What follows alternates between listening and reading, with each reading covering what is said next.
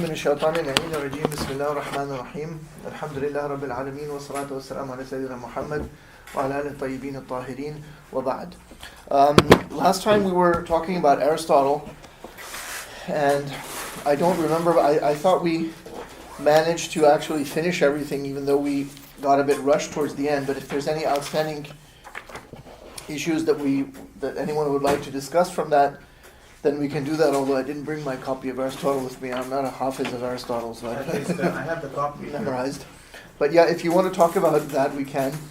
Otherwise, today's topic is just a quick introduction to Ibn Sina and the Shifa in this survey course. So, Rayhan, did you have something that you wanted to talk about that's left over from last time? I think you said you did. So one is directly related to the topic, which is his correspondence between being and essence or form. Yes. Because there's never explanation on like these two men, man A, man B. Mm-hmm. They have a different essence, but there's never explanation on what it is exactly. It seems to be like it's different. We know it's different, but there's never actual explanation on that. The chapter just kind of closes on that. Yeah. And the other thing was the determination of premises, because there's a short snippet on how do you determine where to begin, because otherwise you have an infinite regress, which even Sina mentions. Yes, so, and Sina says this too. Very good. Okay, where is the passage that you're talking about on the two men?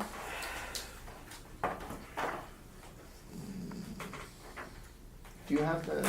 I have the first and second chapter. Is it? I have the book. Okay. Yeah, he can. He wants. I just want to have a quick look. Which page? Oh, you made this as you got the PDF and printed it out, didn't you? Looks like you did. Yes. It's a good PDF. Yeah, it's a good copy. Well, it's a good resolution. Meanwhile, while he is looking, Uh-huh. is this supposed to be unchangeable instead of changeable? The theorem says it's simple and.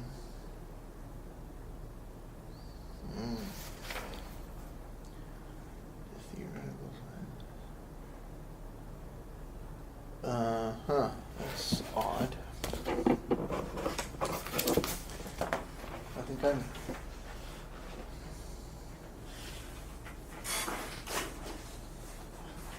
It should be unchangeable. Right? Yeah. Isn't it? Yeah. Yeah. From meaning perspective, context, everything. Yeah. Yeah. Unchangeable. Yeah. It's the problem with these modern spell check. People just spell check. They don't actually read.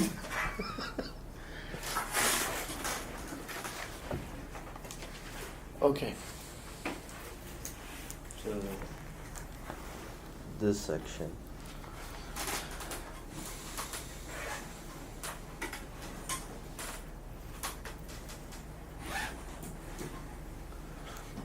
Aristotle has argued that it is the embodied form or essence. This is page 60. Aristotle has argued that it is the embodied form or essence that explains the substance of a thing, but according to the peculiarity requirement, what is that? He introduces this term, the peculiarity requirement.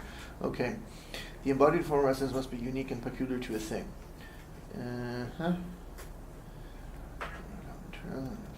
Each individual thing.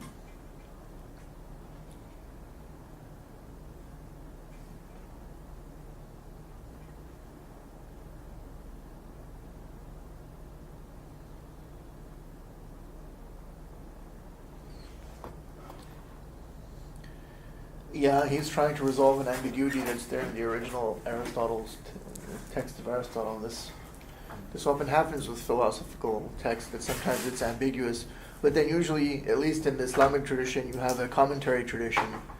And of course it's true that sometimes commentators can diverge as well. There is a commentary tradition on Aristotle as well, but again, you'd have to know Latin, Greek, and all this. I don't. He doesn't seem to refer to it, or maybe he did. He didn't give a footnote, did he? And this guy's a Catholic, though. So it would be useful to see what Aquinas says on the commentary, in his commentary, on the metaphysics, because Aquinas had commentaries on the metaphysics, the physics, on this whole most, or if not all, I'm not certain, but he wrote extensive commentaries, so maybe as a Catholic he's coming from there or something. He's simply saying that the embodied form between man A and B is exactly the same, except that they're different. Essentially, that's what he comes down to. That's not right. In other words, they're both instances of the instantiation of man as such, but they are different individuals under the species, under that species. That's all he's saying. Yeah. So basically, it's Aristotle has a requirement, kind of a definitional requirement of peculiarity for a substance. Yes. I think. Yes. So that's what he's saying. Because of that, he couldn't combine the genus and the substance into a single. So this is the thing you mentioned before. Aristotle essentially gives a classification, but not an actual definition or define, like an understanding of how you understand being. Yeah. This is my contention. You're free. You can agree or disagree, but my understanding is that he does not really succeed in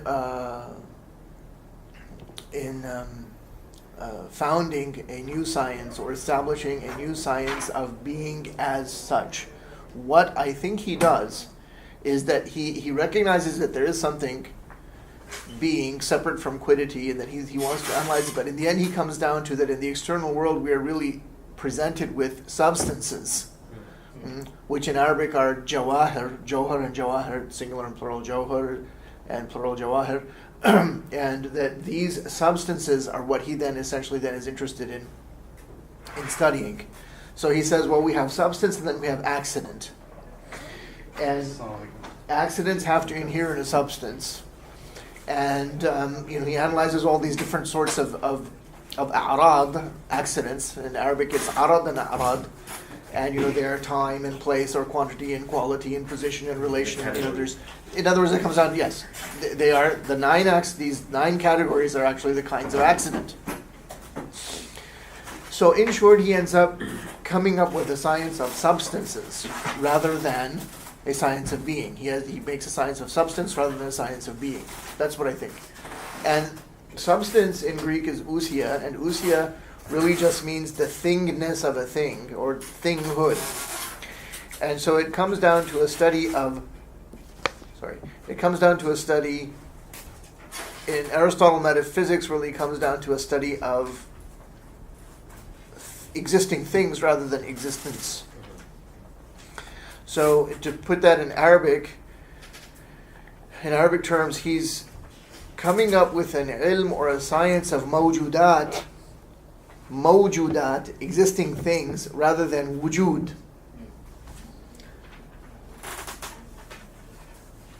And what is the because you mentioned being and quiddity.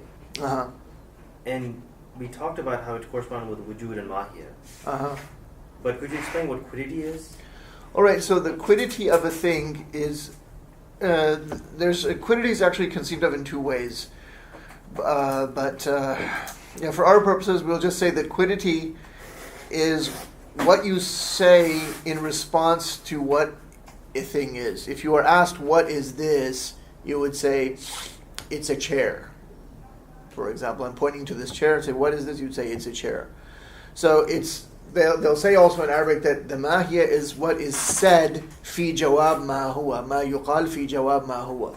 What is said in reply to a thing. And what that comes down to is that if I say, what is this thing, pointing to a chair, and you say, well, it's a chair, then it's understood that a chair has certain qualities that make it a chair. It has certain things that make it that thing. And that's what the quiddity is. The chair has certain characteristics which distinguish it from this desk, for example. And that's what the quiddity is. Okay. So in a sense, it's an Aristotelian genus. Yes, because you could say, well, there's all sorts of different chairs. There's folding chairs. Some chairs have 4 legs. Some have 3 legs.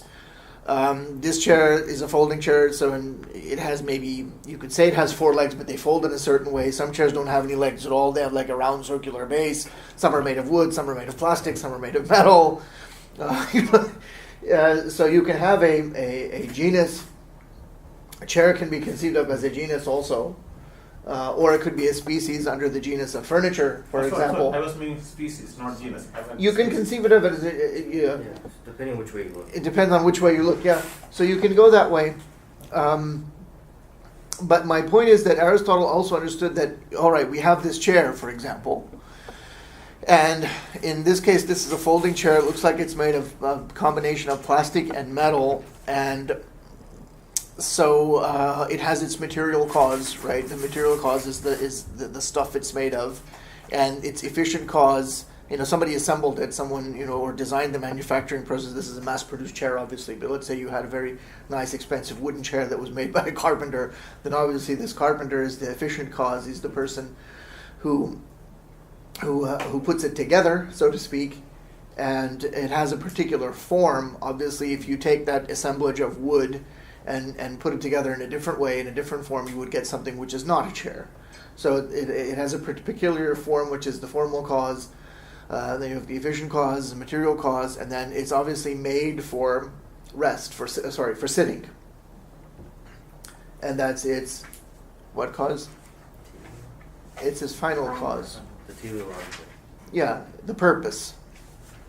So final cause involves teleology. So Aristotle recognizes then that it did not exist at a particular time. So on the level of concept, on the level of mental or conceptual analysis, a thing can be broken down into its quiddity, all of those qualities that make it that thing and its existence. But in the external world, we are confronted by things only, not pure existence, according to Aristotle. And so he ends up really coming up with a science of substance rather than a science of wujud. So that? Now, just one final word. So,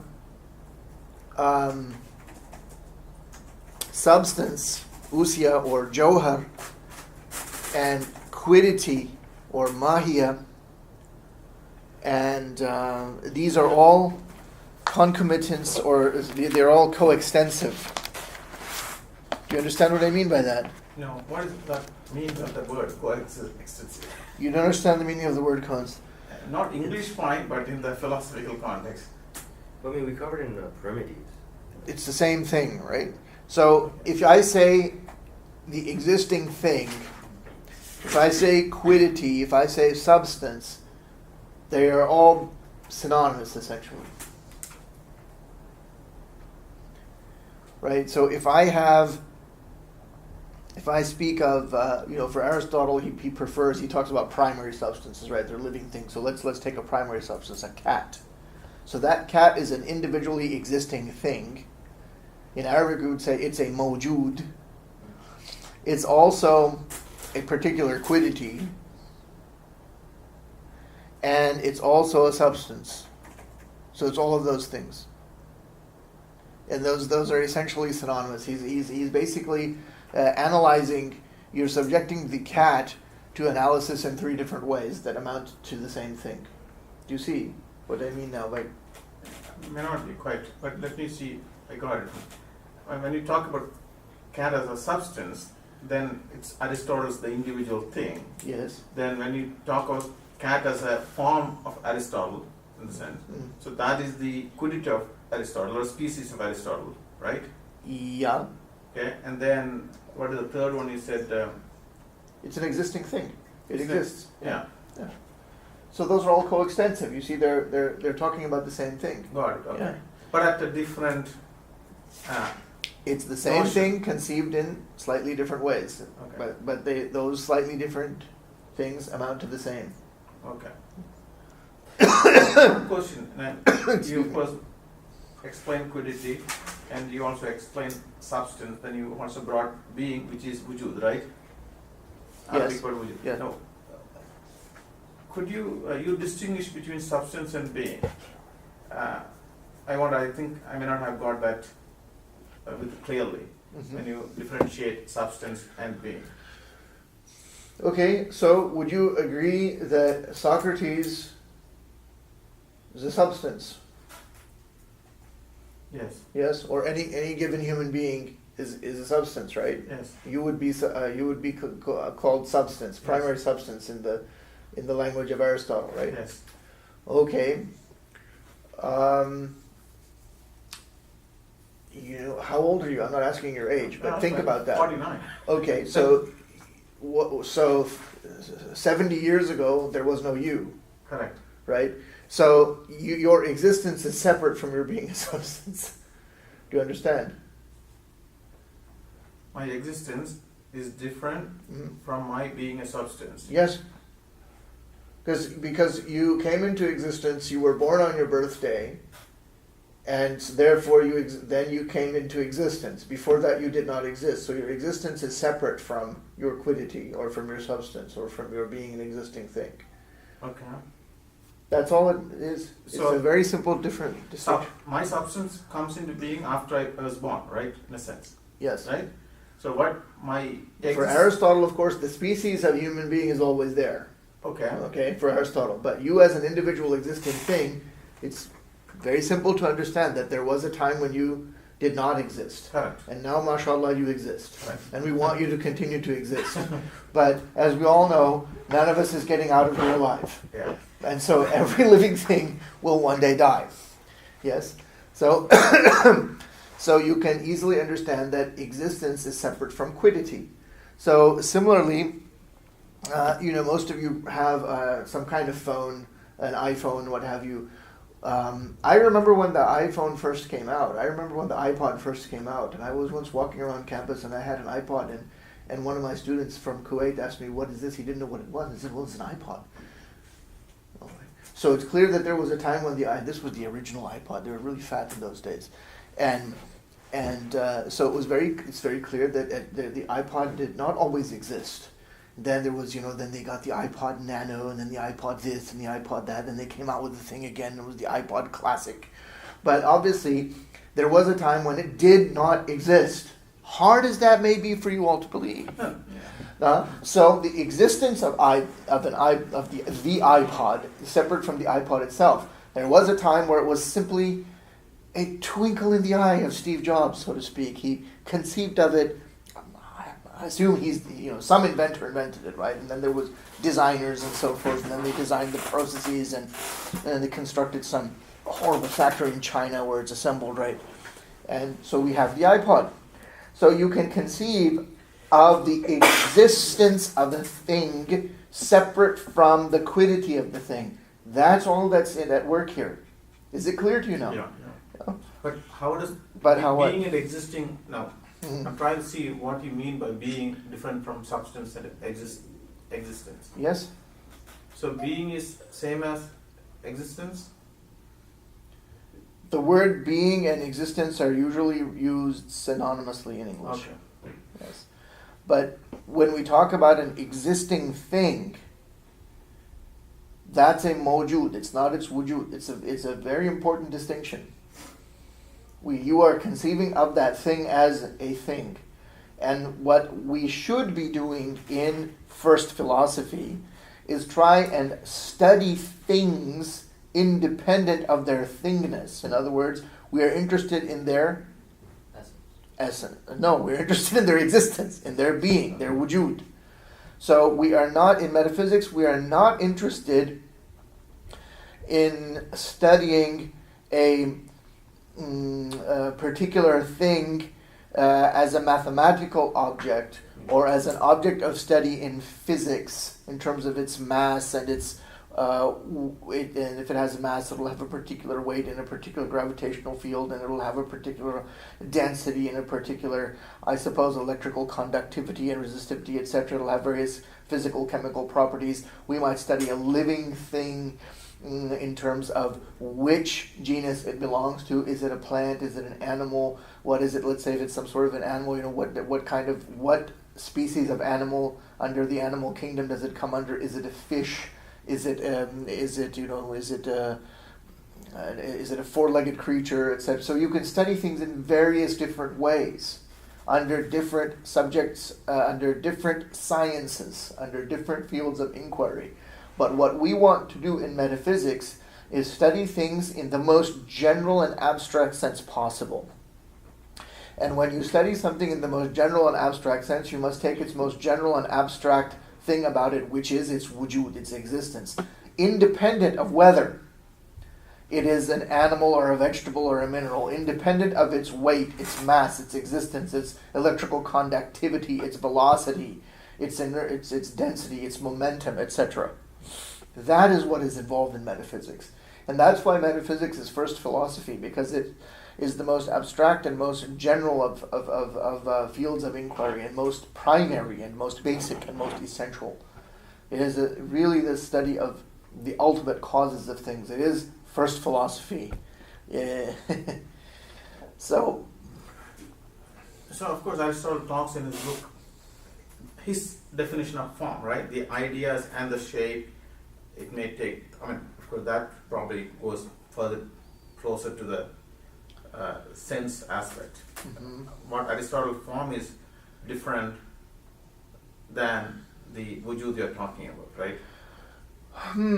Well, form, you can speak of form abstractly in the mind, but form separate from matter you can't really point to in the external world, can you? I cannot. You cannot. Yeah. So it's a mental or it's a conceptual thing which is there in our i'tibar, in our mind, in our mental analysis of things. We can analyze things into matter and form, but pure form, and they'll also say pure matter really doesn't exist. They're always found together, matter and form. So if you have a particular object, it's made of a particular thing and it has a particular form. But where is pure form? Where is pure matter? It's in the mind.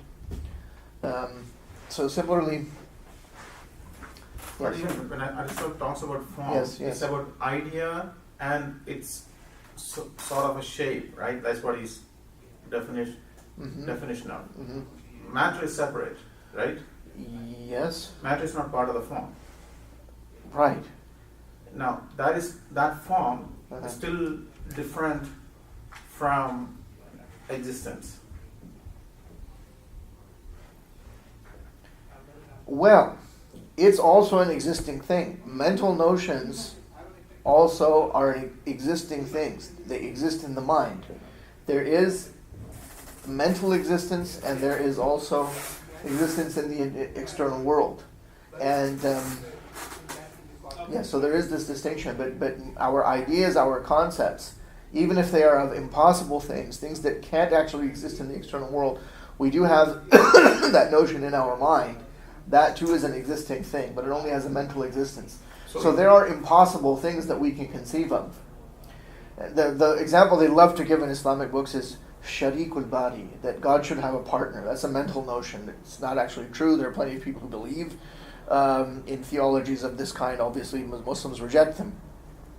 You can conceive of other things which don't exist. It could be a purely fictional thing. It doesn't necessarily mean something completely outlandish, but if you write a completely fictional story, it didn't happen.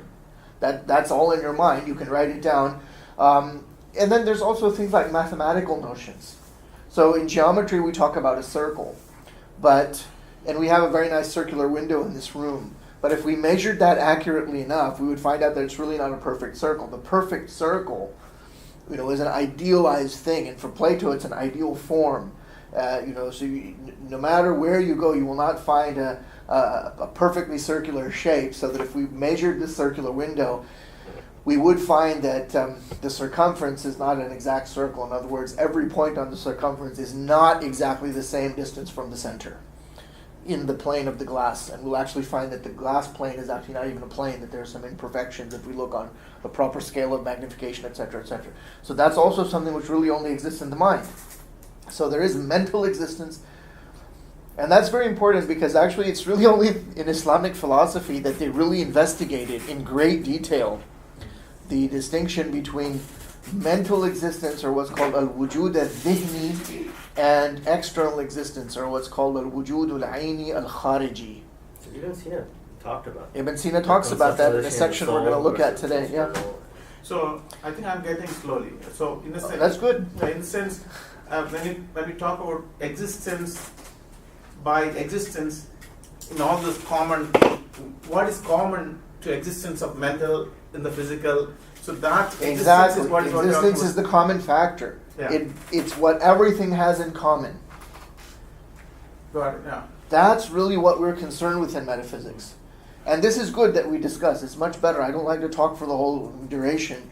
And it's important that we discuss, because when we discuss, we learn from each other. I actually then have to think also, okay, how do I explain this? So this is very good. I also think the concept. Excellent. Yes, contribute. Let's discuss. I Please. also said that I think that the concept's easier to like fathom once you understand the difference between wujudi and mawjudat. Mm-hmm. If you understand like just what it means for something to be mawjudat versus wujudi, and the difference between the two words, you can easily separate Yeah. Like linguistically? linguistically. Because wujudi is more of a concept, whereas mawjudat is more of a. Yeah, you can actually point to an actual mawjud. The difference between wujud and mawjud, or between the notion of wujud, al-wujudiyya, and the notion of an existing thing, al-mawjudiyya, is very important. If you have it, you can actually point to an externally existing thing. If we're not talking about only mental existence, I can point to individual mawjudat. Any thing in the external world is a mawjud. All right? But its wujud, can I really point to its wujud in the external world? That's where I think maybe people get hung up. Maybe this is where Aristotle got hung up on actual existing things. And then, proceeded to analyze them. And his analysis is not just extremely useful, it's definitive for all future philosophy. The maqulat al-ashara, as they're called, the 10 categories. So you have substance and then the 9 accidents. That's there in Islamic philosophy all the way up, from after him all the way up to now. People still recognize that and they still use it. They recognize also that it does not exhaust. There are people who have said, well, we don't like these categories, and in modern philosophy there was this guy named Kant who came up with his own categories, and there have been people even in ancient philosophy, I think there were the Stoics who had a different logic, and there's room for discussion here. But this notion, this distinction between substance and accident is fundamental. In later Islamic metaphysics, they always distinguish between substances and accidents, and of course then a lot of other things happen, but it's fundamental. But but he does get hung up, kind of stuck. It's as though he gets stuck in the mud, so to speak, of substance, and doesn't really come up with the most general sort of inquiry possible. So, it's not our aim to sort of attack or bash Aristotle today, but you have to recognize where exactly he took the subject and where it went after him. So when you actually look in Ibn Sina, you see that he is taking the discourse further. Okay. So what else was there? Now this was all the result of the first question you asked about the two different people, man A and man B. Right. Called them Socrates and Calais, I think. Okay, in his example. So now what was the other one? You said there was one other question. The other one was the other point from last time. How do you start with the premise? Aha. The yes. infinite regress. Yeah, this is very important. So all reasoning has to have some kind of basis or foundation. Maybe that didn't come out too clear in this book on Aristotle, but Aristotle is very clear on this. He said intuition. Yeah. That's the correspondence. No, Aristotle is very clear on it. If you actually go in, the problem, again, with reading Aristotle is he's a difficult person. Well, maybe we shouldn't say he. We should say the Aristotelian corpus, or the writings of Aristotle as we have them today, they present a significant challenge. I think many Americans would say, how do they say it in America? It's a steep learning curve, or something like that. Mm-hmm.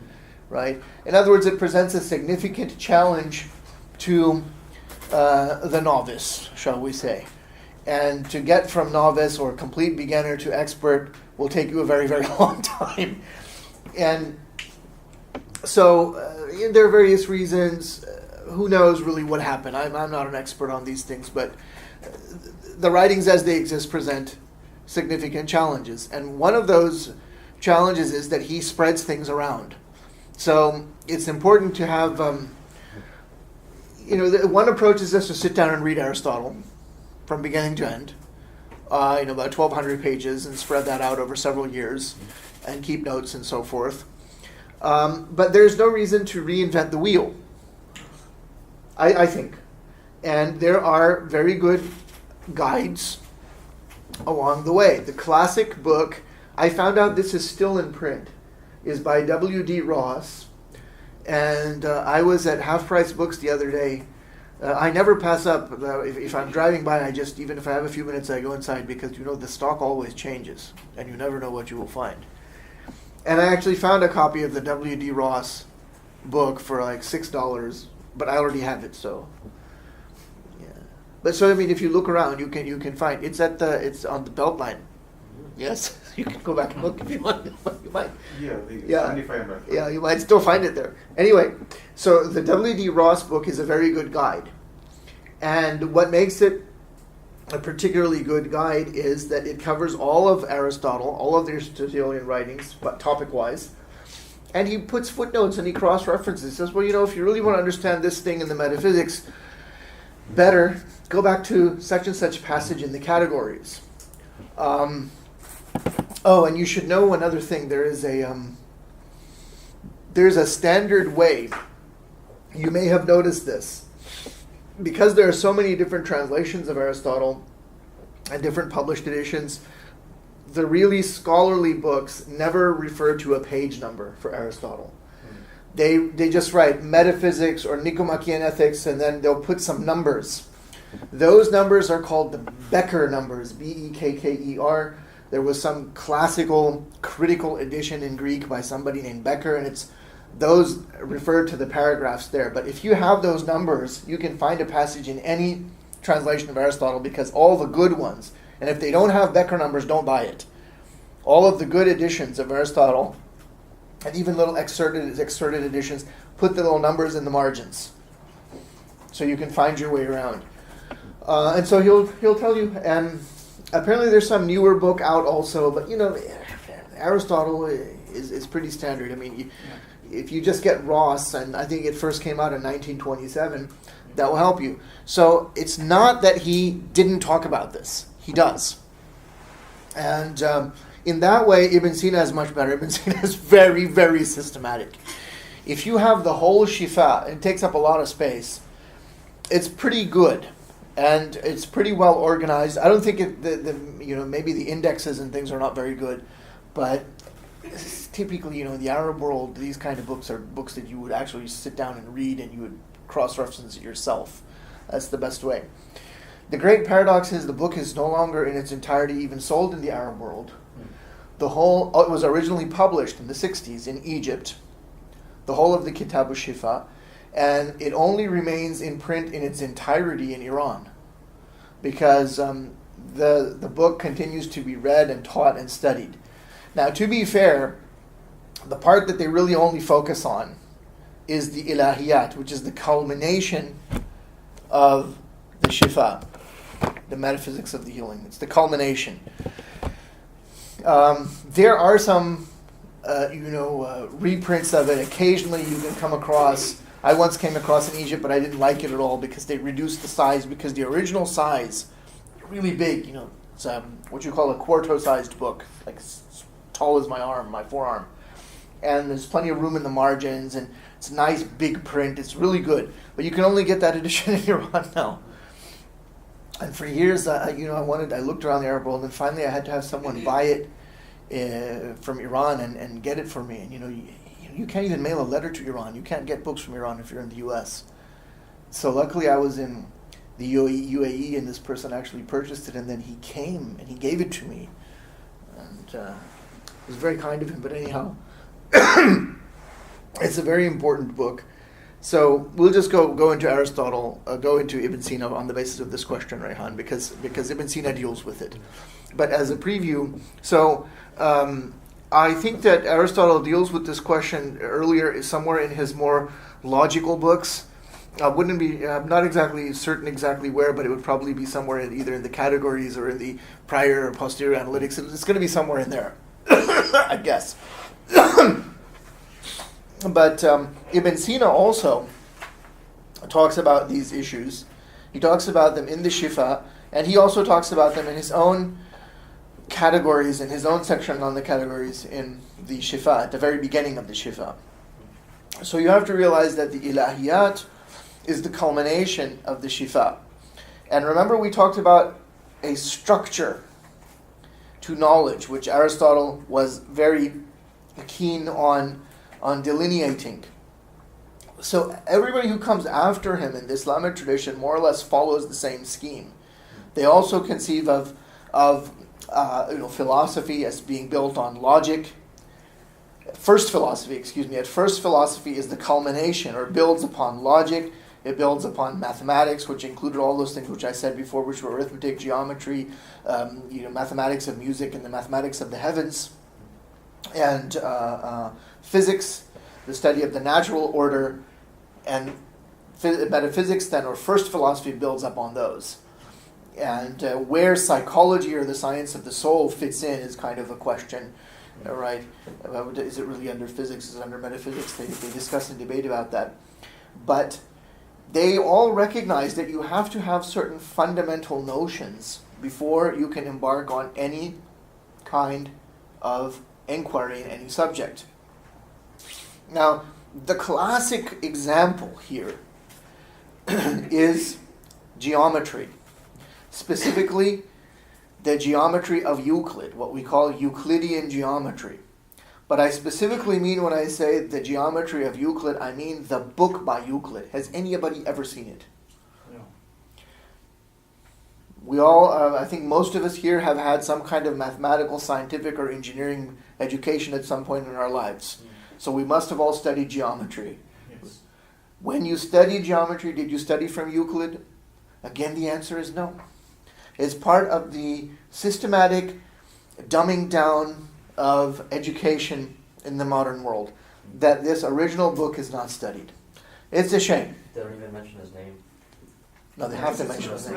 And theorems and Well, it depends if you're talking about like college level, if you're doing high level. Have they eliminated his name as well? I mean, No, I come on. I clearly They remember didn't say They- Euclid. Euclidean geometry. All right, there might be instances where it's not mentioned, but believe me, it would be extremely difficult to expunge the historical record of the name of Euclid and throw him down the proverbial memory hole. I don't think that is possible. The course you took was peculiarly derelict in this respect. But if you don't have the book, there's a good affordable edition, about $30. I don't think that's a lot of money for most people. What you can get, it's a Barnes & Noble edition for like $30. It's not a good binding, and if you read it, probably the binding will break. But you should look at this book. And the reason that it's not taught is because if you actually study geometry this way, you will actually learn things, and you will learn logic, and you will learn reasoning, and the modern world system doesn't want people to think. Now, you will find then in Euclid that it has a particular axiomatic structure.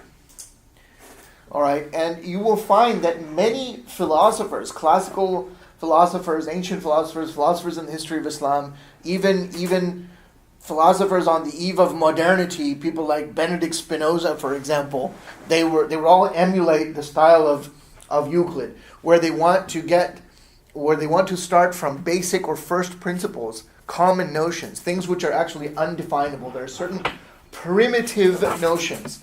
Now, primitive here doesn't mean unsophisticated.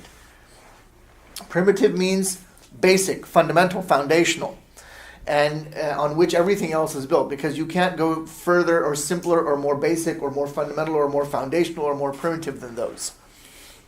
And that's how Euclid builds up the whole discourse, and then on the basis of what he has established before, he proves everything, and he does a brilliant job of it. And so that still remains the ideal in mathematics, right? If you take a rigorous course in any kind of, if you take a rigorous course in any area of mathematics today, topology, theory of functions, abstract algebra, group theory, there will be an axiomatic development. They'll say definition. A group is such and such. A vector space is such and such. Then there will be a theorem, and there will be another theorem, and there will be a corollary, and there will be the converse to that, and everything will be proved, right? So that was kind of the ideal.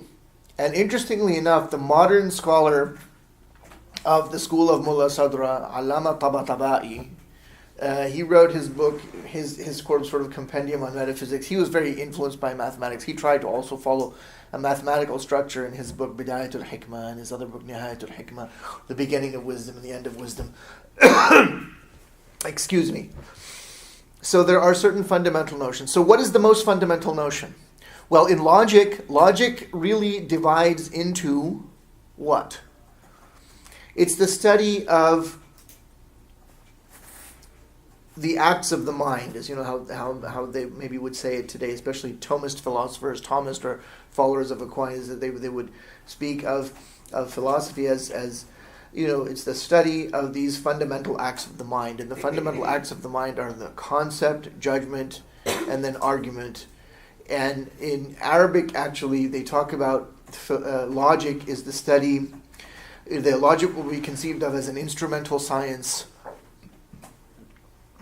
whose rules, if followed, will prevent a person from making mistakes in thought. That's how they usually define it. I'm translating or paraphrasing the Arabic definition. But the more sophisticated definition of logic is that it is the study of secondary intelligibles. You also find that but excuse me, what they have in mind is you've got these three fundamental acts of the mind. And in Arabic, usually they divide them into two. They'll say there's tasawwur and there's tasdeeq, and then when you combine those together, you have argument, or you have the construction of a proof or a demonstration. And in the tasawwurat, or in the area of concept, you have certain fundamental notions, and in tasdiqat, or in judgment, you also have certain fundamental notions. Well, what is the most fundamental notion in tasawwur, or in concept formation? It turns out it's being itself. And there will be certain things which are coextensive with being. For example, the word thing is also the most general word, certainly one of the most general, if not the most general word in English. And similarly, the Arabic word shay. The word shay is also used in Turkish, even in modern Turkish. In Persian, the word is cheese, meaning shay, meaning thing. Cheese is also the same word used in Urdu. So these are very, and those words refer to anything at all. A cat, a dog, a tree, an idea, even an impossible thing is also a thing. It's also a shay. It's also a cheese. It's a excuse me. So the most fundamental concept or notion in concept formation or in tasawwur is wujud itself. Why? Because wujud is the basis of all concept formation. And it turns out it's also the basis of all predication. So that's in the area of tasawwurat, in the area of concept, the first act of the mind. This is also called simple apprehension. Then in tasdiqat, excuse me, in judgment, the most fundamental concept is the law of non-contradiction.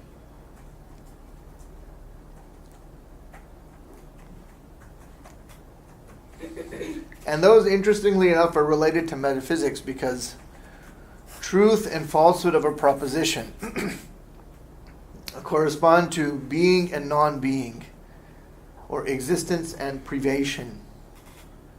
And these in turn will correspond in the realm of practical philosophy or ethics to good and evil, to the right, an action being right or wrong, an action being good or evil.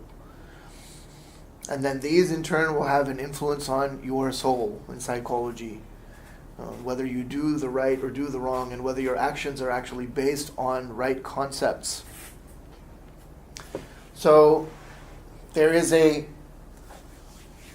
connecting line or thread that joins the investigations of logic to those of metaphysics, to those of ethics, to those of psychology.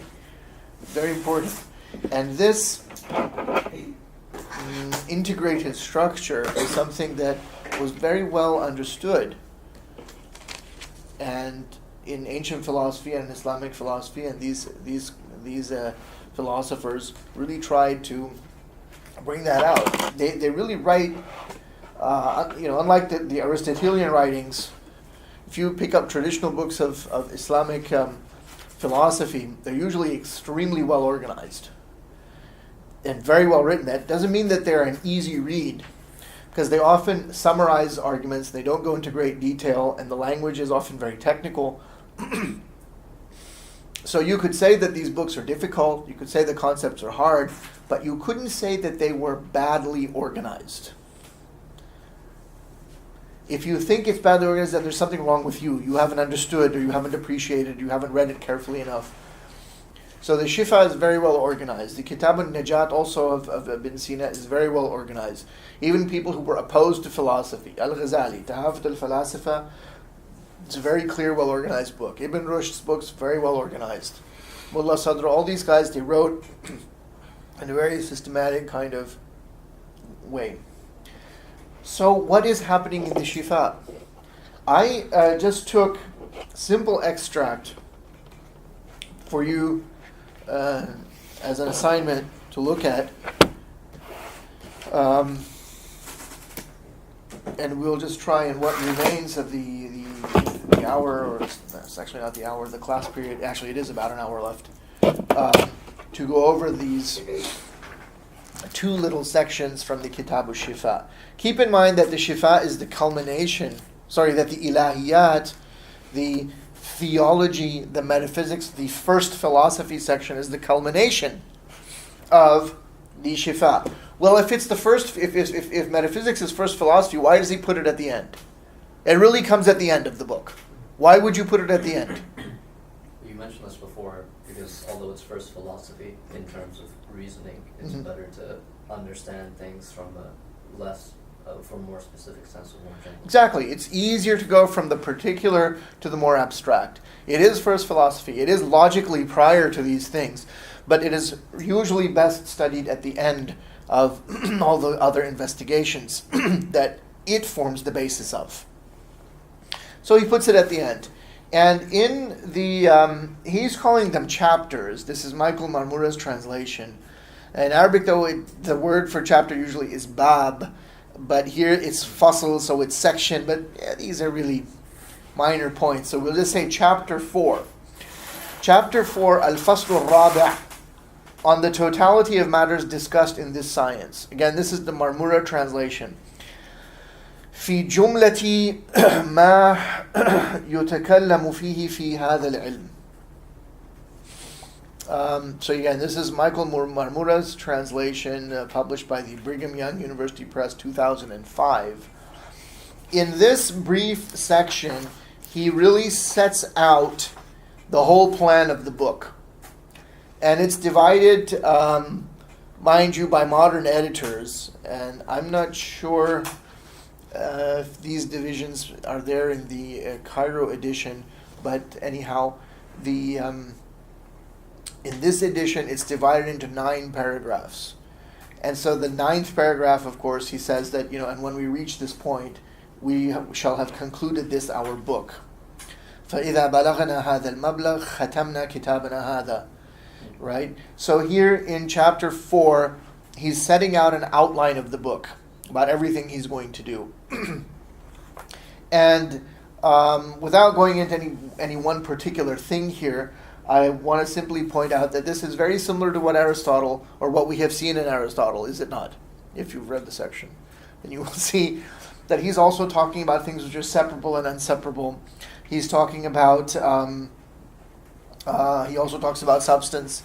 He also talks about accidents. But he introduces other things. He introduces the universal and the particular. He talks about cause, effect, principle, and beginning. He talks about also God and creation, that relationship. Yes. And he in fact says that we will prove the existence of the first principle, and show that he is one truth and the utmost in majesty. He says in Arabic, ثم بعد ذلك ننتقل إلى مبادئ الموجودات فنثبت المبدأ الأول وأنه واحد حق في غاية الجلالة. So Ibn Sina, I just want to say a word about this. Ibn Sina has a famous proof for the existence of God. It's a proof on the basis of contingency. He's very well known for this proof. There are different kinds of proof for the existence of God. This particular argument on the basis of contingency, the way that arguments are classified nowadays for existence of God, do you know what that comes under? It would be called a cosmological argument. They talk about the cosmological argument, they talk about the ontological argument, argument by design or design arguments. There's different kinds of arguments. It's become a kind of a minor industry now, especially with the rise of the new atheism. Are you familiar with this term, the new atheism? Which the most famous name is Richard Dawkins. There was another person named Christopher Hitchens. He is now deceased. Sam Huntington, or Harris, sorry, he's not Huntington. Sam Harris is part of this group. And there's someone named something Dennett or Demet, what's his name? And each of them has written a book. So Dawkins has, the God delusion. Hitchens had God is not great. Harris has more than one book. Demet has this thing, what's called Breaking the Spell. These are worth looking at, just not because they're profound philosophical arguments. In fact, they're extremely shallow. Dawkins is probably the worst. Hitchens is fun to read because at least he has a good command of the English language. To be fair, so does Dawkins, but Hitchens was better. Demet is really sleepy, and Harris is just aggravating. But to know what is being talked about, and if you do that, you will see that these people have absolutely no understanding of the subject we're talking about. Because look, to be fair, it is possible to raise very good philosophical objections to the different arguments that have been put forward for the existence of God, but you will not find a single one of them in Dawkins, for example. Anyhow, so it's important to keep this in mind, because on the one hand, what we're encountering today in the contemporary world, but also in terms of the kinds of things that unfortunately Ibn Sina is accused of by Muslims themselves. So for better or worse, at this particular historical moment, a certain interpretation of Islam is rather loudly trumpeted across the world because of media and so on and so forth. And so people like Ibn Sina are maligned as not being good Muslims, as being this or that kind of thing, or belonging to this or that sect, although there is absolutely no evidence. We actually have no idea, if we're really fair, from the logical point of view, we do not really know what madhab Ibn Sina belonged to. We can argue he was this way or that way, that he was this madhab or that madhab, but we don't have any explicit statement by him saying that I am a member of madhab X in fiqh or madhab X in aqidah. There's no such explicit statement. The only thing is that we know that members of his family in his autobiographical statement came under the influence of Ismaili Shi'i doctrine, and he explicitly states that he was not convinced by any of that. So the only thing we can decisively say, Alhamdulillah Rabbil Alameen. So the only thing we can decisively say on the basis of his own autobiographical statement, which he dictated to a disciple of his in his mature years, the only thing we can say on that basis is that he wasn't an Ismaili. So that leaves the door open. And you will find often people say, oh, he was a Shi'i, oh, he was this, he was... To be fair, we really don't know. And if we really want to be fair to the man, we should simply say that he was Ibn Sina. That is enough. Inasmuch as if you understand who this man was, he was an extraordinary genius. He wrote in so many different fields of learning. He is probably the most important physician in the history of medicine after Galen or after the famous Hippocrates, these famous ancient physician philosophers of Greece. So if we really want to be fair to Ibn Sina, we should simply say that Ibn Sina was his own man. He had his own ideas.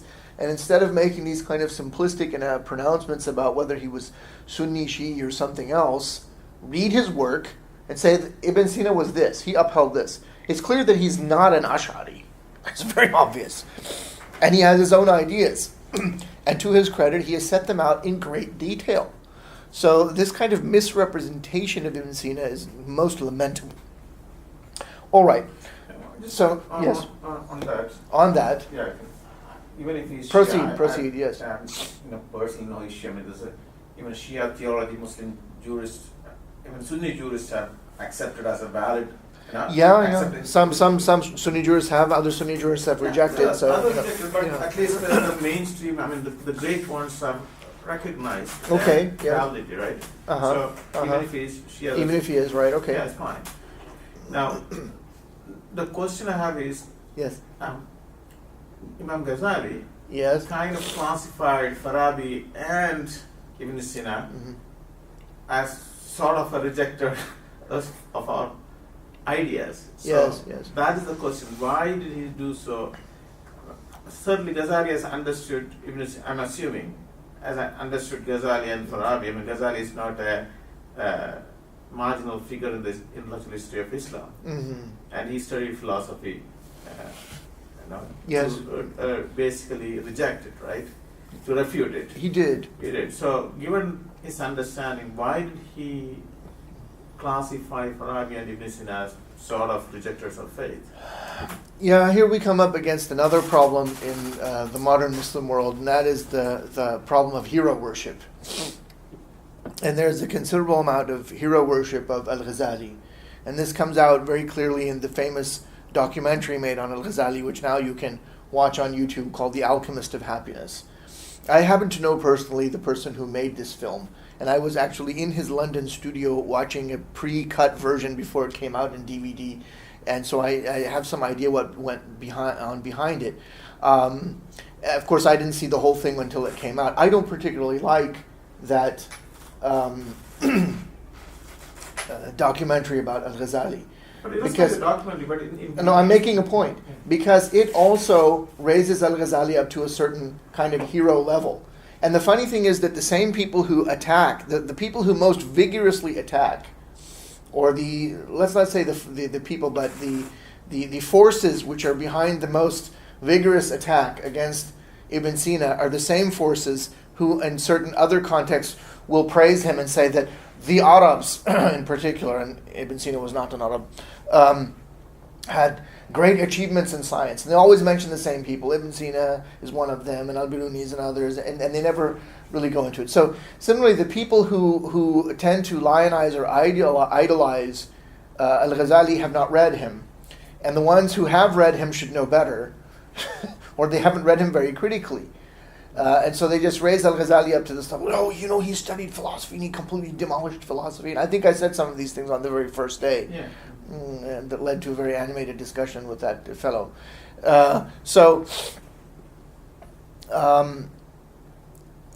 Don't assume anything. You said, I'm assuming Al-Ghazali read philosophy. It's natural to assume at this stage. Go and read and conclude for yourself. At least in the case of Al-Ghazali, a lot of his things have been translated into English because of the hero worship involved with Al-Ghazali. I'm talking about Montgomery's translation of Ghazali's work. Okay, I've read that. No, you haven't read Tahafut al-Falasifa, which is why you're asking this question. Go and read that book. Get the book in English. It's available in the same Brigham Young University series. So there's a modern translation. There's also an older translation. Then decide yourself, did he really understand? But then you have to read Ibn Sina and Al-Farabi. You have to consult them together. And what you will actually find is that in most instances, and Ibn Rushd says this. Ibn Rushd is a very fair person. I think he is probably one of the most fair people in the history of Islam. In terms of his writing, he's very balanced, and if only we had more people like him today. We're just fair. Most Muslims are simply not fair. They come under the sway of their emotions and their opinions, and they don't think critically. But Ibn Rushd also said that, Al-Ghazali wasn't fair to these people. He basically sets up in most every instance, in most every case, what's called a straw man. In other words, he presents the most weakest argument, or in many cases he sort of misrepresents or didn't understand. And it's also unfair when you talk about great scholars of the past, especially if they had a long life. Al-Ghazali actually didn't live that long. 50-some years, 53 years I think it was. Or maybe it was only 50, well, let's see, when was he born? 56. 56, yeah, you're right. So he was born 450, died 505. 56 lunar years. So, he didn't make it into his 60s or so, but he was a very prolific person. So when you have a scholar who's very prolific, who writes a lot of things, obviously he doesn't write them in one day. And those writings are spread out over years. So did he have the same views? And it's clear that he didn't. Because the Tahafut al-Falasifa is a product of his earlier years. And at the end of the Tahafut, he says that most of these things in philosophy are not really issues that you have to be too worried about in terms of your iman or your faith. But there are three issues in particular that the philosophers uphold, and if you uphold those, then it's very problematic. And he basically, it doesn't mince words, he says that if you believe those, you're a kafir. Okay. So has he really understood? I don't think he has. And so you can judge the Tahafut al-Falasifa on its merits. But then again, many years later, he writes a book called Faisal al-Tafriqa Bain al-Islam wa Zandaqa. That's translated into English. I think it was translated by none other than Professor Sherman Jackson, who is a Muslim, American Muslim scholar, very famous, well-known, very learned American Muslim scholar. He knows Arabic very well. And anyhow, I think he has an English translation. So what is Faisal al-Tafriqa? I don't know how he renders that, but it would be something like the decisive statement that differentiates Islam from criminal deviant belief, zandaqa. The published one is on the boundaries of theological. On the boundaries of theological tolerance. So that's yeah. But somewhere in that book, I read it many years ago. He concludes in that book, essentially that anybody who faces the qibla, he says, all the ahlul qibla are Muslim. So that includes everybody. I don't really agree with, for example, this group or that group, but they all pray, and they face the qibla. They uphold the basic. So it comes down to this: that if you uphold the 5 pillars of Islam, whether you actually do them or not, but if you at least assent to them, you are a Muslim. And that's Imam Shafi's definition. And at no point in time did people like Al-Farabi and Ibn Sina, whom Al-Ghazali singles out for condemnation, ever conceive of themselves as anything other than Muslims. So, yeah, I think that Al-Ghazali is mistaken. I mean, we could go into those 3 points and so forth, but it would take us draw us far afield. But in brief, there are 3 points. One is the doctrine of the so-called eternity of the world, the doctrine of God's knowledge of the particulars, and the divine and the bodily resurrection. And I think on all 3 points, Al-Ghazali did not understand. So again, we have to be objective. Many Muslims, I used to live in Malaysia, and in Malaysia there's a kind of cult of Al-Ghazali, especially the place where I used to work. You might as well have an Al-Ghazali poster in your bedroom or something, or make an Al-Ghazali statue and worship it. It really was to that point. You couldn't say a word against Al-Ghazali. These people were all human beings. They were scholars. They were brilliant scholars. They made seminal contributions, and those contributions are with us to this day. But we should give them the respect that we should read them and read them critically instead of just repeating their names without even knowing what they have talked about. If you go downstairs now and ask people Al-Ghazali, Al-Ghazali was great. Al-Ghazali said none of them have read the book. Tahafut al-Falasifa or some other books. Almost without exception. They don't even have the books in their house. All right. So I think Sheikh Khalil also said once, didn't he, that as a Muslim community we have a lot of reading to do. It's absolutely unbelievable that the religion that begins with the revelation of the Quran with the word iqra, read or recite, is one of the most unreading of ummahs I have ever lived in. You know, where people don't read any books. If they read books, they read garbage. And now with the modern internet, it's even worse. People don't read anything. It's very ironic, and we have such a huge, massive tradition.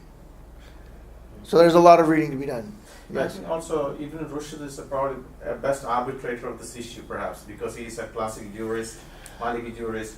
And, Yeah. But of course, not the theology side, he may have his own position, but at least his refutation of Ghazali's work gives a Sunni perspective, defense of Islamic philosophy. Yeah, I think you put it very well that he's probably the best arbitrator on this issue. Yes, I think that Tahafut is a very important book, and but even Ibn Rushd was neglected until modern times. He wasn't. His vision did not, for whatever reasons, become dominant. At any rate, so let's try and wrap up, or at least begin, and we can pick up like we did today with Aristotle. We can pick up from Ibn Sina next time also. So that's all. I don't really have much to say on section 4. He's just sort of building it up. And section 5 or chapter 5 is where the Shifa really begins. In chapter 5, or al-Fasl al-Khamis, fi al-Dilalati ala al-Mawjudi wa shay. This is the full title as Marmura gives it in English, is on indicating the existent. See, he uses the word existent for mawjud, al-mawjud. The thing was shay, and their first division wherewith attention is directed to the objective sought. بما يكون فيه تنبيه على الغرض. This chapter is divided into 27 paragraphs, some very short and some longer. But 27 paragraphs in this edition. In the first 5, he is setting out the fundamental idea which he wants to examine in this fasl, in this chapter. And that is that being cannot be defined. That it is impossible to give a definition of being. I will come back to these points, and we will spend a little bit of time on each one. But I want to go through and outline the whole section for you, because there are no headings here. So paragraphs 1 to 5 come under the general rubric or discussion of that being cannot be defined. Paragraphs 6 to 9 offer a criticism or a refutation of some proposed definitions of being. Then in paragraph 10, which is rather brief, the notion of quiddity is introduced. Having introduced it, it is brought into the discussion, and the points which were dwelt on in the refutation in paragraphs 6 to 9 are revisited in some fashion, in some sense, in paragraphs 11 to 12.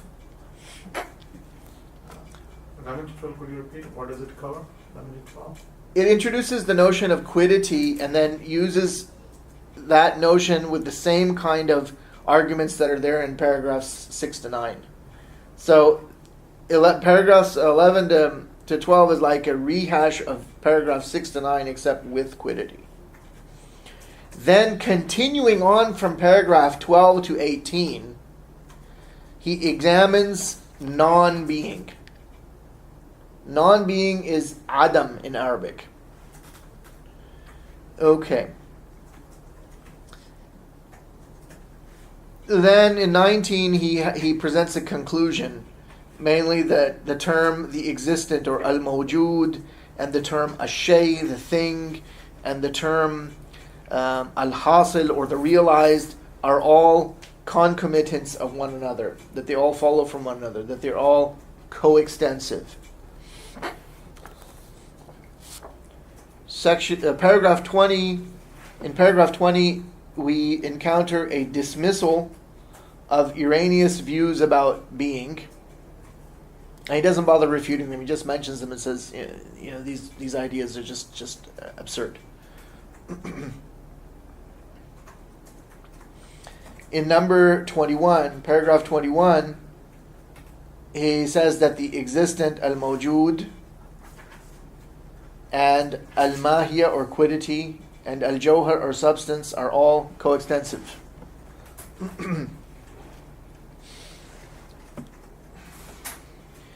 Now, sections 22 and 24 paragraphs 22 to 24 are concerned with what are called the three ontological modes. 22, 24. Yeah, or the three modalities of being or existence, which are the necessary, the possible or the contingent, and the impossible. So you have the necessary, the contingent, which is also called the possible because the word in Arabic is mumkin, and then the impossible or the mumtana. So here in paragraphs 22 and 24, he looks at these three ontological modes and he concludes that any attempt to define these three ontological modes will lead to what's called a vicious circle or circularity in definition, because they all involve the notion of existence. Finally, we have paragraphs 25 to 27, in which he deals with the rather arcane question of the impossibility of the non-existent being brought back into existence. What is called in Arabic butlanu i'adatil ma'dum.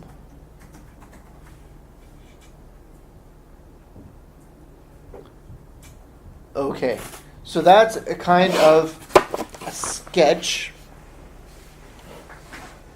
of the structure of Al-Fasl al-Khamis, or chapter 5 of the Ilahiyat of the Shifa.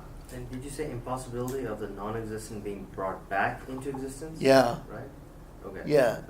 This is a interesting thing. Okay. First and foremost, paragraphs 1 through 5, being or wujud cannot be defined. Now, Marmura translates the interesting thing here is that Ibn Sina also, remember we said that Aristotle didn't really succeed in making a science of being, because he uses the word, or he basically comes up with a science of substance, right? That's, I think, what we concluded. Yeah. And he's always talking about substance or usia. Well, what has Ibn Sina done? Ibn Sina says, في الدلالة على الموجود والشيء فنقول إن الموجود والشيء والضروري معانيها ترتسم في النفس ارتساما أوليا. We say the ideas of the existent, al-mawjud, the thing, al-shay, and the necessary, al-daruri, are impressed in the soul in a primary way. He didn't say إن الوجود والشيء والضروري. He said إن الموجود. Do you think that is problematic or not?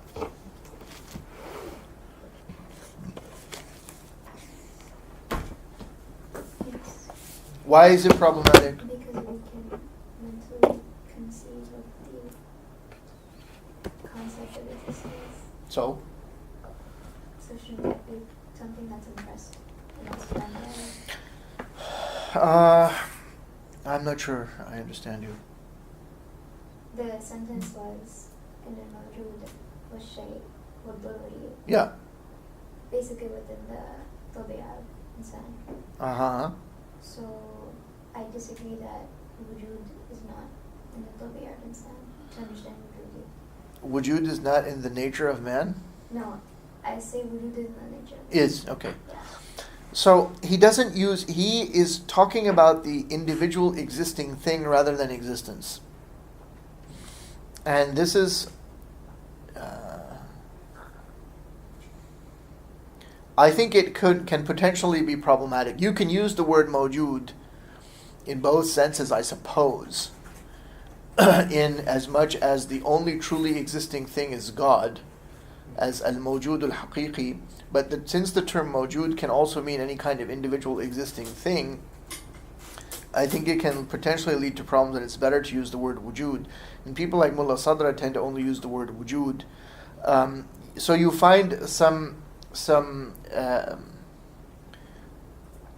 certain degree of laxness, I think, and unwarranted flexibility in the use of these terms. So I think it would have been better if you used wujud instead of mawjud. But at any rate, we will not dwell on this too much. The point that he is trying to make is that everyone has a basic understanding of what is meant by the notion of wujud.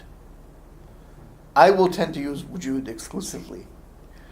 He's using mawjud. So he says, إِنَّ الْمَوْجُودَ وَالشَّيْء وَالضُّرُورِ مَعَانِيهَا تَرْتَسِمُ فِي النَّفْسِ ارْتِسَامًا أَوَّلِيًّا. What he means is that the concept of existence and thing and necessary. Now mind you, ad-daruri is like al-wajib, the necessary. And he says, and the necessary is one of the three modes of being, one of the three ontological modes. So he's saying that existence, thing, and necessary are concomitants of one another, or they are coextensive, and moreover, that these three impress themselves on the mind immediately without the mediation of any other concept. Or they impress themselves, if we don't want to say the mind, that's a very modern way, on the soul, he actually says, and nafs. They impress themselves, they inscribe themselves, literally impress, to press a seal into wax, for example, or they inscribe themselves onto the tablet, figuratively speaking, of the soul without the mediation of any other concept. That's what he means by in a primary way. In Arabic it says irtisaman awwaliyan. That awwaliyan, or primary way, means without the mediation of any other concept. So, if you hear some kind of a statement about, or some kind of a discussion about a subject which you do not know, and the two people, or the conversation, or the discourse, or the lecture that you hear is discoursing about a particular thing which is not familiar to you, you will not understand what that particular thing is, but you will not question the meaning of the term existence in that discussion. You will understand the use of the to be verb, the copulative verb, what is called the copula, or arrabit in Arabic. So everyone has a fundamental notion of what is meant by being or existence, or what I will call in Arabic al-wujud. This is absolutely fundamental.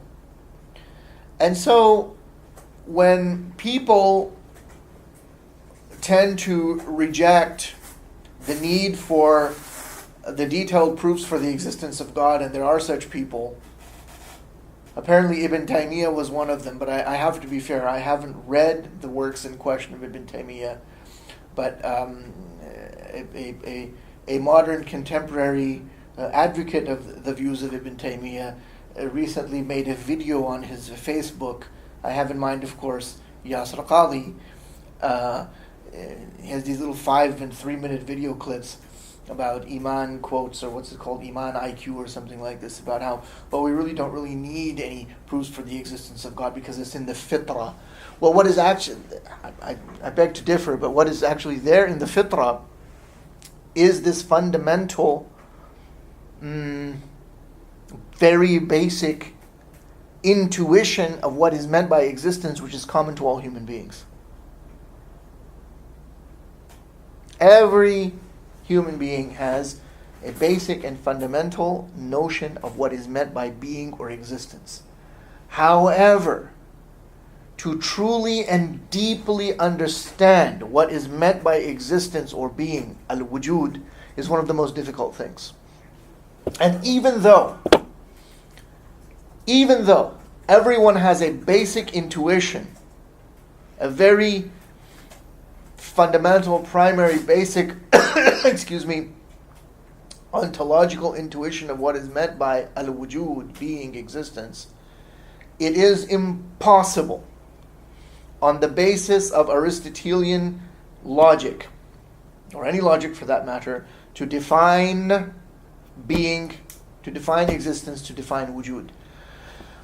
In classical Islamic logic, when we study tasawwurat, we study what's called a ta'rif, or definition.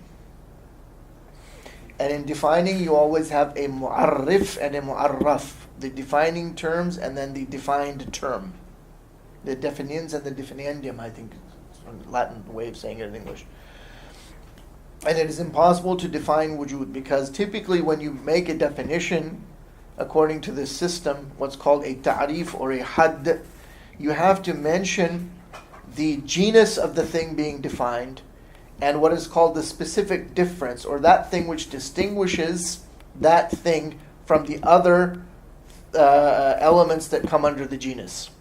So you have to distinguish the genus, and what's called the specific difference, or the fasl, which differentiated from everything else under that. Clear? And wujud you cannot do that, because wujud does not have a jins or a fasl. Wujud does not have a genus. It does not come under any genus. It doesn't have a specific difference which differentiates it from anything else, because it's that one thing which everything in fact has in common. Every existing thing has in common. So it is impossible to define wujud. One question here. And that's why Ibn Sina refutes the various definitions which are offered of wujud, and he gives some of those definitions, and then he goes into why none of them really work. None of them work because they will all involve wujud in the definition. So you can't involve the thing that you are defining in the definition. That leads to circularity. So in Arabic, if someone asks you what is a ghadanfar, and you say a ghadanfar is an asad, and an asad is a layth, you've just used different words for lion. Or if you say that a motor car is an automobile, is that you're not going anywhere. You are simply changing one word for another, and these words are synonymous, and there's no really deep nuance of difference between them. Yes, Shahuz.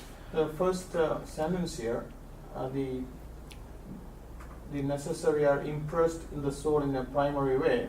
So in a nutshell, that means fitra, part of fitra. He didn't say that. He didn't use the word fitra. I'm introducing that. Okay. He's saying that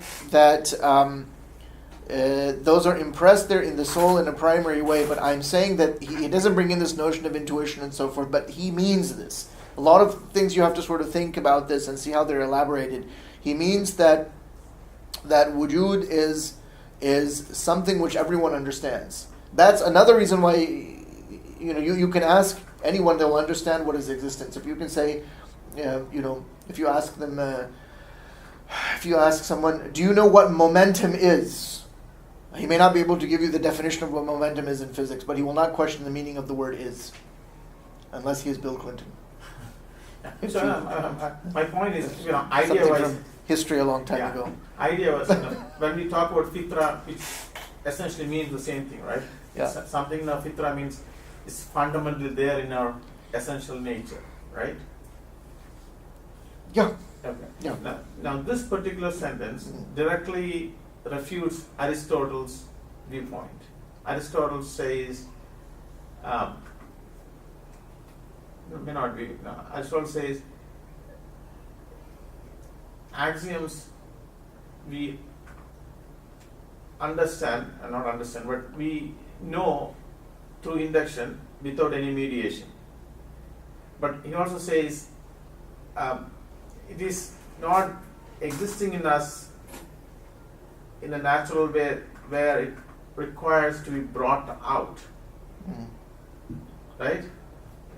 I'm not sure I follow you. I'm sorry, I'm not getting your point. Okay, so what I'm trying to say is Aristotle. If anyone wants to help, jump in. Aristotle doesn't accept the notion that we intrinsically have some notion or understanding embedded in us as part of our fitra. Aristotle doesn't buy that idea, right? Do you remember reading that? In that? The only thing I remember is intuition. Addressed it. Yeah, he said induction. Those axioms are known through induction in a imperceptible. I mean, it's not through mediation of the rational faculties, but through induction, we know that is the truth. Okay, and therefore it is sort of axioms. I don't think he would say that. When we talk I don't about think he would existing- reject that. No. When we talk about existing, we're basically starting at the beginning, and then you can't really induce yourself. But Aristotle, in that book, he talks about Aristotle induction. That's how Yeah, he comes. he's talking about induction of something else. Yeah. Axioms, right? The fundamental. Perhaps he's talking about substances. No, he's obviously referring to something. So now we have to find the passage. We have to, otherwise, the discussion is going. Otherwise, let's. I'll We get start. next week. Continue. Okay, if you like. Yes. So there are some definitions which are proposed of being, and he doesn't like any of them. He says all of them have the same problem.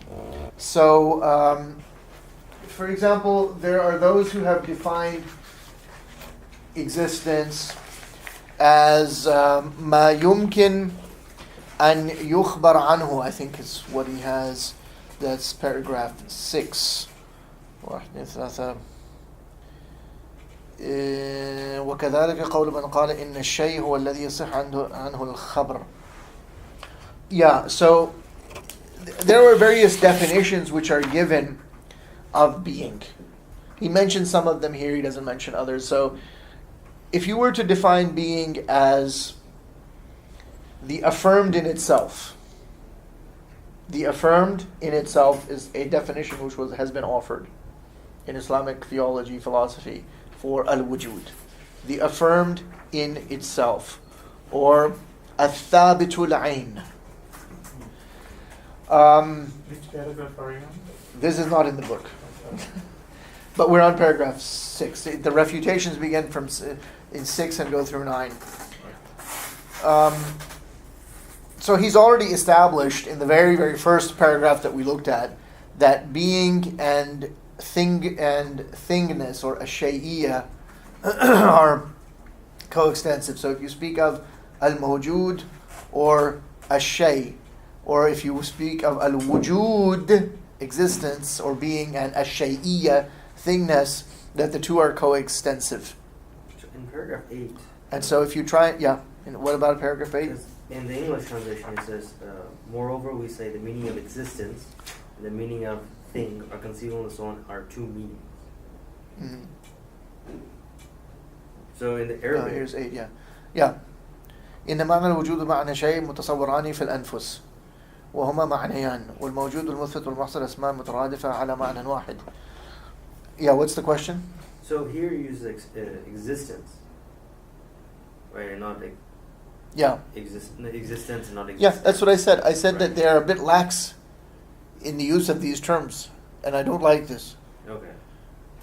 And again, we are assuming that this is accurate, and Ibn Sina actually wrote this way, and we don't actually have an autographed Right. manuscript. Well, You always have to history keep, behind it. you've always got to keep that in mind in the Turath, that we are looking at, usually a published version of something which is based on manuscript, and unless you actually know about the manuscript, which is a big if, and usually you don't, And there's just so many books that it's not possible.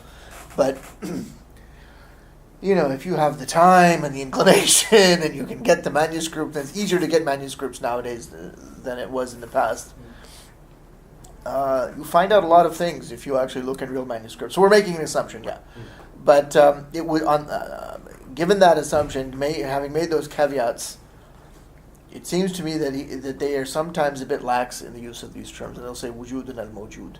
But he's essentially using wujud and mawjud synonymously. Yeah. So it is true that the term, he says here, wujud and hasil and shay, they will convey different meanings in our mind, but those meanings are equivalent. That's the point. So when you define existence as that which is capable of predication, ما يصح الخبر عنه or ما يصح الإخبار عنه or ما يمكن أن يخبر عنه. Basically, you're saying that existence is whatever is capable of taking a predication. All right? Well, predication itself involves existence because you have to set up a jumla of some kind, whether whether it's a nominal sentence or a verbal sentence or what have you. Predication is implicit. Predication has implicit within it the affirmation of to be in the form of a verb, whether explicit or implicit in Arabic. And in that sense, then, existence or wujud then is involved in the very definition you have given. And then if you say that existence or being is the affirmed in itself, athabatul ayn. So thubut itself, affirmation itself, is existence. That which is affirmed exists. If it is denied, then it does not exist. And even if you deny the thing, if you deny that Jesus is the Son of God, if you deny that God has a partner, and of course that does not exist, right? But even in that denial has a mental existence. Do you understand? Yeah. So no matter what you do, you cannot get away from wujud in the sense that every attempt to define it will involve circularity. So he's rejecting the possibility of defining existence. And you will find that this carries over all the way through. It goes into Islamic philosophy with Mullah Sadra. And it goes after the establishment of Mullah Sadra's school of transcendent wisdom, al-hikmat al-muta'aliya, as a kind of tradition with people who follow it and they write further about it. You have a kind of summation, a kind of summa of the whole school, with some slight differences in the area of psychology on the soul, with someone named Mullah Hadi Sabzawari. Sabzawari is in the 19th century. He produces a kind of philosophical poem. He died in 1289 of the Hijrah, 1873. It's a very, very important, beautiful book, if you can get it, in Arabic, called the Ghurar al-Fara'id. It's a poem, and he has his own sharh on it. So he says that in this poem, he says that all defining terms of existence are just explanations or explications of the name, of the word, of the term. They're just exchanging one term for another. He says, مُعَرِّفُ الْوُجُودِ شَرْحُ الْإِسْمِ وَلَيْسَ بِالْحَدِّ وَلَا بِالرَّسْمِ. And they can neither be a definition nor a description. As in Aristotelian logic, you have definition, you have description as well. Then he says, مَفْهُومُهُ مِنْ أَعْرَفِ الْأَشْيَاءِ. Its notion is the best known of things. Everybody has some basic metaphysical intuition of what is meant by a being, but its true reality lies in the extremity of hiddenness. وَكُنْهُهُ فِي غَايَةِ الْخَفَاءِ. So, those ideas are there. So this is what later they called badahatul wujud, the utter fundamentality and simplicity, and even a priori, the notion of being is absolutely fundamental. It is primary. It is a priori. It is an a priori truth, and moreover, it is incapable of definition. So wujud cannot be defined.